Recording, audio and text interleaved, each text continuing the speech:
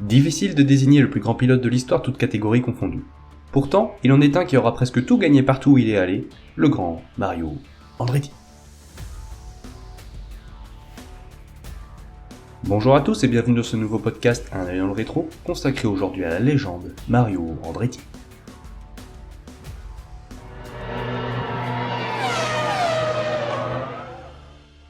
Né italien, Mario Andretti et son frère jumeau Aldo partagent la même passion tout jeune, la course automobile. Enfant, ils passent beaucoup de temps à jouer ensemble et à bricoler des voitures en bois, assistant également à plusieurs grandes courses locales, notamment le Grand Prix d'Italie ou encore les 1000 Miglia. Mais en 1955, toute la famille Andretti change de continent et émigre vers les États-Unis. Ce changement d'atmosphère ne dérange en rien les frangins qui, 4 ans plus tard, font l'acquisition d'une Hudson qu'ils préparent pour les courses de stock car. Bien que leurs parents ne soient pas au courant, Aldo et Mario enchaînent les victoires sur ces ovales de terre, mais alors que la fratrie Andretti survole les débats, Aldo est victime d'un gros accident, mettant fin prématurément à une possible carrière promise. Très mécontents du comportement de leurs enfants, les parents ont du mal à accepter ce vers quoi s'oriente leur fils, notamment Mario. Rapidement, son niveau de pilotage ne passe plus inaperçu et en 1961, il intègre le championnat de midget, non sans avoir écrasé de son empreinte les différentes épreuves de stock car, avec pas moins de 21 succès en moins de 2 ans. La machine Andretti était lancée. 3 saisons et 3 victoires plus tard, le désormais naturalisé américain évolue et se voit présenter diverses options pour la suite de sa carrière. Dans le cadre du United States Auto Club, aussi appelé USAC, le jeune Mario peut enfin courir là où il l'a toujours souhaité, la monoplace. Que ce soit sur des pistes ovales en terre, bitumées ou sur circuit routier, le jeune Mario s'acclimate très vite à ces nouvelles machines. Dès sa première année, même s'il ne dispute pas toutes les manches, il se classe en tant que meilleur rookie, récoltant même la 3e place finale à Milwaukee. Et ce n'était qu'un début.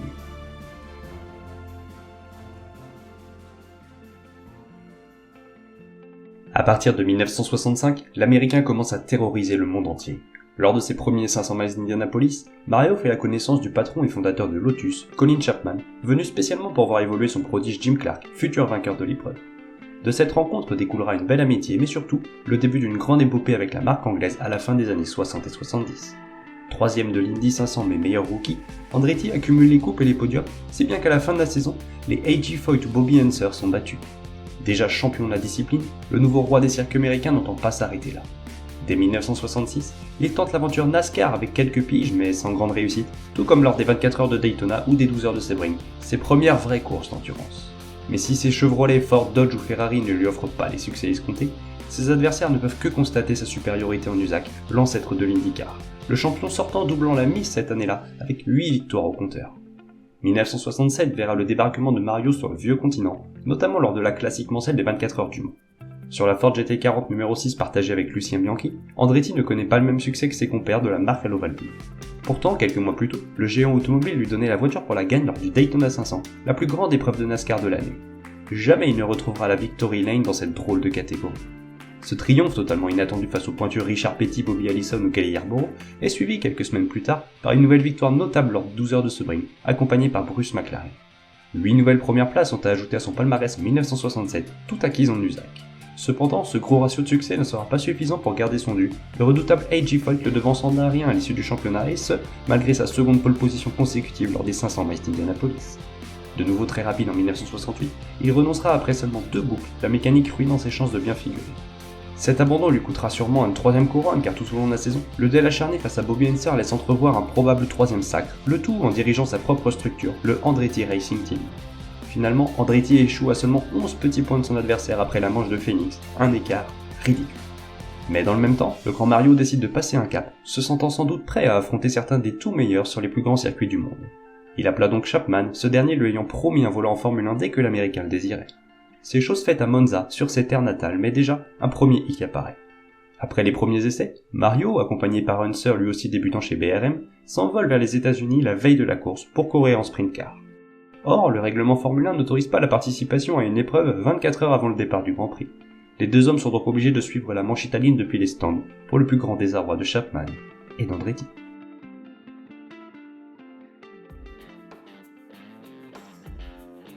Les débuts officiels d'Andretti en Formule 1 sont donc reportés à un autre Grand Prix national, celui des États-Unis à Watkins Glen.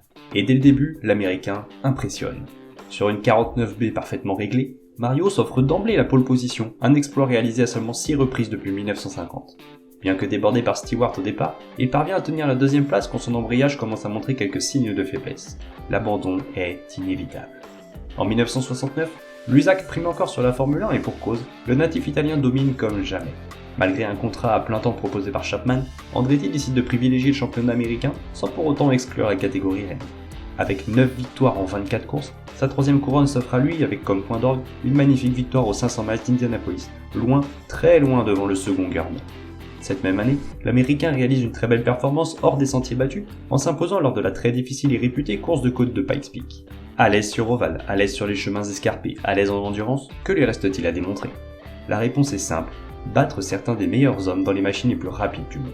Sa place serait toute trouvée en 1970 chez Lotus, mais avec une 49B en fin de carrière et une 63 mal née, les bons résultats sont difficiles à atteindre. Malgré cela, Andretti songe à amplifier sa présence en Europe et s'engage avec la nouvelle écurie March, tout comme un certain Jackie Stewart, champion en titre. Sa monoplace ornée des logos STP est bien née et dès sa deuxième sortie, la voici déjà victorieuse grâce à l'Écossais. Quant à Andretti, c'est en troisième position qu'il achève ce Grand Prix d'Espagne, son premier podium en Formule 1. La suite de la saison sera bien moins bonne, tout comme aux États-Unis où une seule victoire toute catégorie confondue s'ajoute à son palmarès. La motivation est toujours bien présente, mais l'envie d'en découdre est plus forte que tout. Le virage entrepris en 1971 se doit d'être gagnant, et c'est avec Ferrari que l'Américain se ligne pour ce gros pari. Toujours bien occupé vers le championnat de monoplace américain, Mario découvre, dans le même temps, les joies de la machine rouge et blanche et son flat 12 mélodieux. Pour sa première course à Kyalami, le voilà sur les talons du leader Hulme à quelques boucles du but quand tout à coup, la suspension arrière de la McLaren s'affaisse. Le pilote Ferrari profite immédiatement de cette opportunité et franchit la ligne d'arrivée en vainqueur, son premier succès en Formule 1 alors qu'il ne pilote pas à plein temps. Il doublera la mise hors championnat avec le Questor Grand Prix, mais dès lors les week-ends se suivent et ne se ressemblent pas. Pour son premier Monaco, il ne parvient même pas à se qualifier, la faute à une pompe à essence récalcitrante et une pluie un peu trop omniprésente. Le restant de la saison ne sera pas des plus grandioses et que ce soit en Europe ou en Amérique, la première place ne sera jamais sienne. Il faudra attendre 1972 pour le retrouver sur la plus haute marge du podium, notamment en endurance avec 4 victoires de prestige à Daytona, Sebring, Brands Hatch et Watkins Glen, toujours associé à l'iconique Jackie X et la splendide Ferrari 312 PB.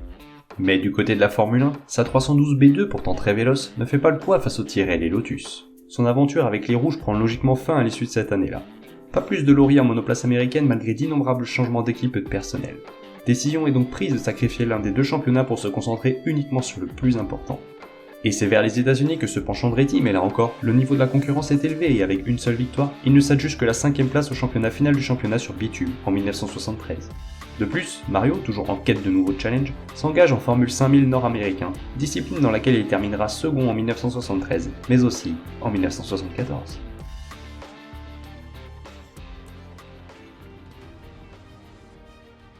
D'ailleurs, cette année 1974 voit Andretti rejoindre l'équipe Parnelli, écurie fondée par le pilote américain Parnelli Jones. Malgré une pole position sur le Trenton International Speedway, l'américain ne retourne pas sur la Victory Lane. Mais dans l'ombre du championnat USAC, le vainqueur de l'Indy 500 1969 prépare activement son retour en Formule 1, toujours avec Parnelli. En effet, l'ex-pilote directeur d'écurie s'initie à la catégorie reine, développant sa propre monoplace uniquement confiée à Andretti. La première apparition de la monture rouge et blanche s'effectue au Canada, et le moins que l'on puisse dire, c'est que les débuts ne sont pas si mauvais. Parti 16ème, le triple champion USAC remonte jusqu'à la porte des points en 7ème position. Pour la dernière de l'année à Watkins Glen, la Parnelli se hisse au 3ème rang sur la grille, mais le lendemain, son système d'injection tombe en panne avant même le départ. Changé en hâte, il n'affectera en rien les résultats, les commissaires disqualifiant l'américain pour modification illégale. Ses performances concluantes poussent alors Andretti à s'engager pour une saison presque complète avec Parnelli en 1975. Après une entame de saison en demi-teinte avec notamment un bris de suspension alors qu'il menait en Espagne, les choses évoluent à partir du Grand Prix de Suède. Qualifié lointain 15ème, il profite d'une voiture bien équilibrée pour terminer 4ème, offrant à sa petite équipe ses premiers points en catégorie reine.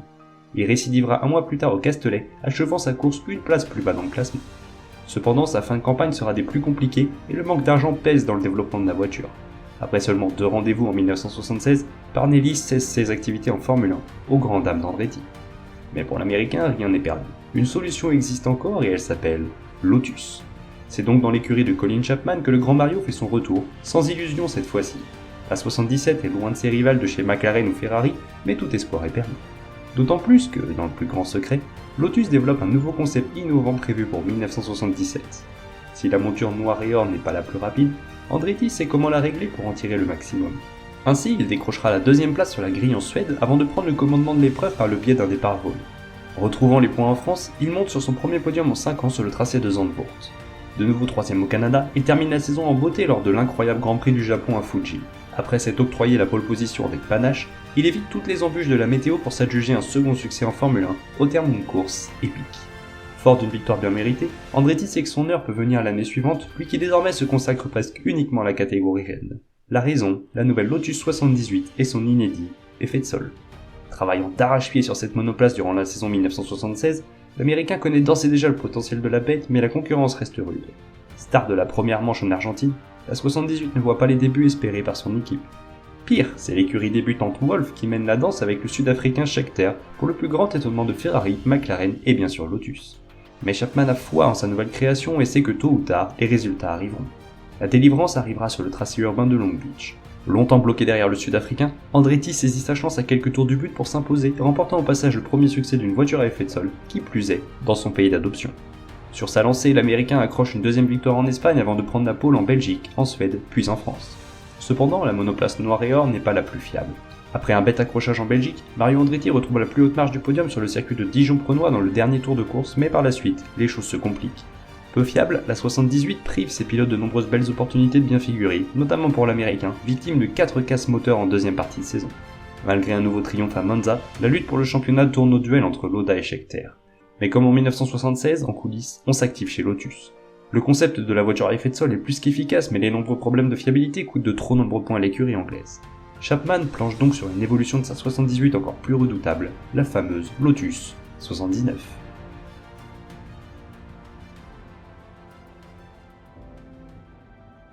Mais pour le début de la saison 1978, la nouvelle bête n'est pas encore prête, poussant la 78 à reprendre du service. Et il faut dire que la monture noire et or n'a pas perdu de ses performances durant l'hiver, Andretti dominant de la tête et des épaules le premier rendez-vous en Argentine.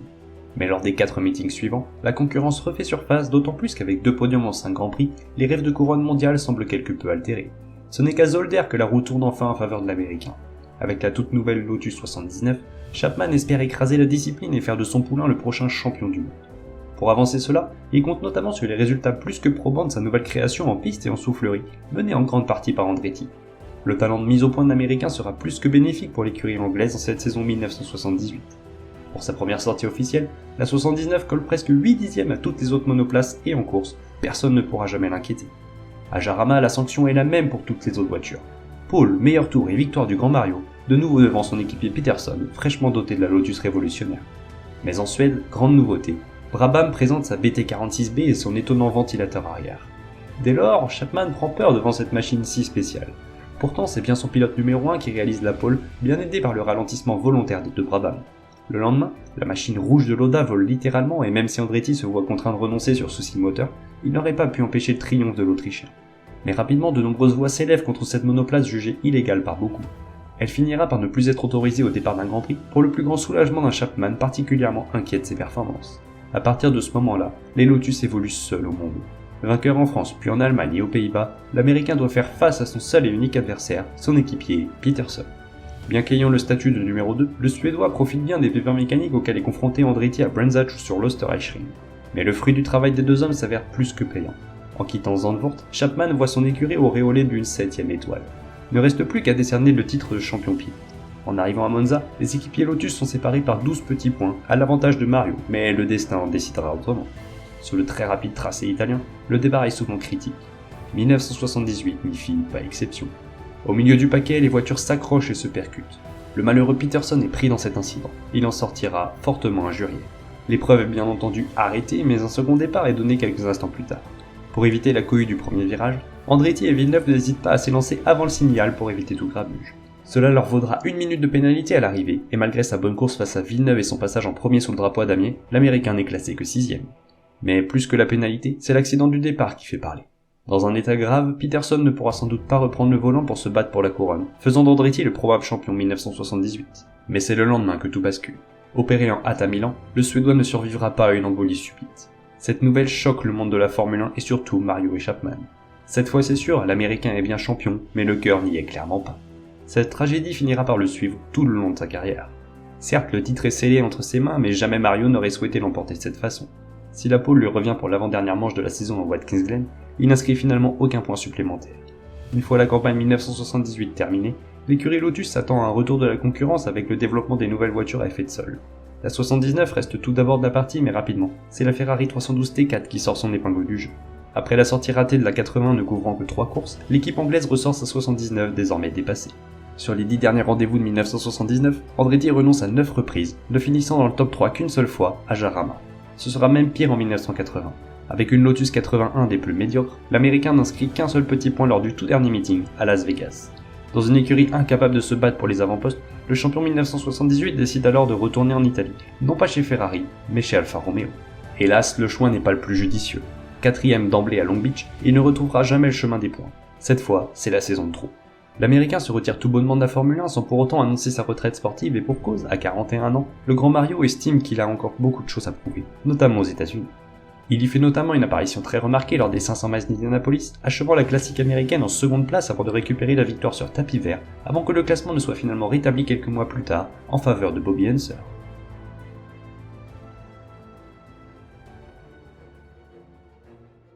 Champion de Formule 1, vainqueur des 500 miles d'Indianapolis et de Lusac, roi du Daytona 500, lauréat des 24 heures de Daytona et des 12 heures de Sebring, que lui reste-t-il à démontrer? Le Mans peut-être. Pour celui qui lime le bitume des circuits du monde entier depuis près de 20 ans, pas question de s'arrêter en si bon chemin. Dès 1982, le kart, nouveau nom du championnat USAC, redevient sa grande priorité. Sans problème, Mario Andretti retrouve un volant dans une série plus que populaire aux États-Unis, mais surtout une série qui voit courir son fils Michael. Le retour en 1982 n'est pas évident, mais même sans accrocher de victoire, l'Américain se place 3ème au championnat. Mais dans le même temps, la Formule 1 rappelle son champion 1978. Tout d'abord, c'est Williams qui s'empare des services de l'Américain pour la manche de Long Beach pour remplacer un Carlos Reutemann ayant claqué la porte de l'écurie Ditko. Peu à l'aise entre les murs avec sa FW07C, il abandonnera dans l'anonymat le plus total. Quelques mois plus tard, rebelote. Ce dernier est contacté par Enzo Ferrari pour compléter une équipe meurtrie. Après le décès tragique de Villeneuve et le terrifiant accident de Pironi, la Scuderia cherche un pilote de choix pour épauler Tambay et ainsi accrocher un inattendu titre des constructeurs. Il parviendra à décrocher une ultime pole à Monza, complétée le lendemain par un dernier podium en catégorie Rennes avec la 3ème place. Les gros points récoltés par les 226 C2 seront bien utiles puisqu'à Las Vegas, alors que le champion 1978 est le seul représentant rouge sur la grille de départ, le championnat est scellé pour les Italiens. Même s'il abandonne, la Formule 1 est bel et bien derrière lui.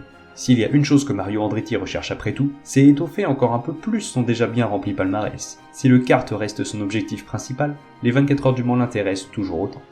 En 1983, il retente l'aventure en Sarthe avec son fils et Philippe Alliot, l'équipage terminant 3ème de la course. Avant son retour en France en 1988, Mario Andretti se rappelle au bon souvenir de tous lorsqu'en 1984, il remporte pour la 4ème fois le championnat de monoplace américain avec 6 victoires au compteur. En 1985, il passe tout proche de réaliser le doublé à Indianapolis, mais suite à un duel mémorable avec Denny Sullivan, il s'incline pour terminer à nouveau second.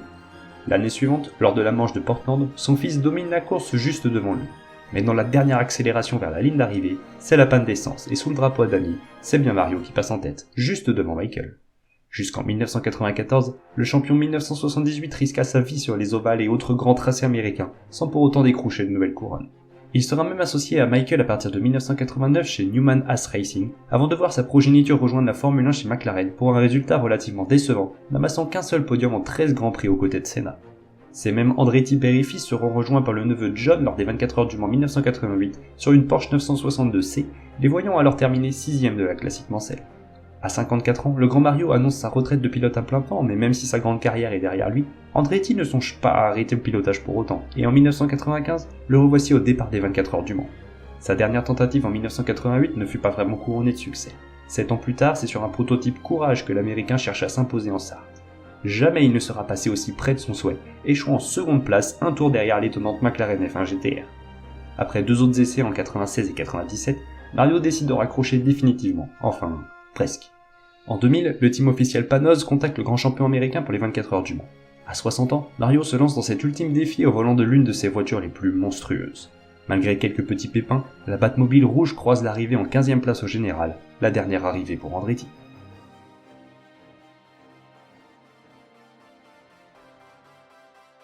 Après plus de 40 ans de carrière en sport automobile, Mario Andretti tire sa révérence, du moins c'est ce que l'on pensait. En 2003, le revoici au volant d'une voiture d'IndyCar lors des essais des 500 miles d'Indianapolis. Alors qu'il envisageait de prendre à nouveau le départ, il est victime d'un effroyable accident, fort heureusement sans dommage. Les images de son envolée sur plusieurs centaines de mètres font évidemment froid dans le dos. Andretti comprend, le risque n'en vaut plus la peine. l'un des plus grands pilotes de tous les temps venait de raccrocher son casque, définitivement.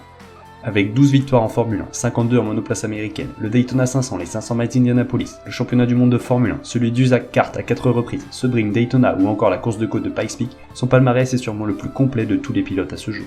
D'ailleurs, l'Américain aura reçu de la part de plusieurs grands magazines spécialisés la distinction de meilleur pilote du XXe siècle, voire même de meilleur pilote de tous les temps, un qualificatif que le grand Mario n'aura sûrement pas volé.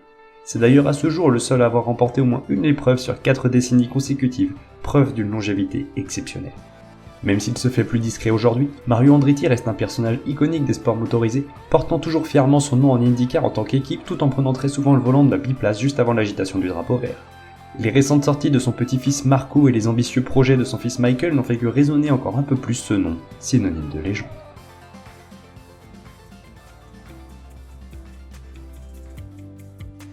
Si la carrière de Mario Andretti en Formule 1 devait se résumer en quelques chiffres, nous pourrions dire qu'en 128 Grands Prix pour 141 engagements, il aura récolté 12 victoires, 19 podiums, 18 pole positions, 10 meilleurs tours, mais surtout il aura décroché le titre de champion du monde en 1978.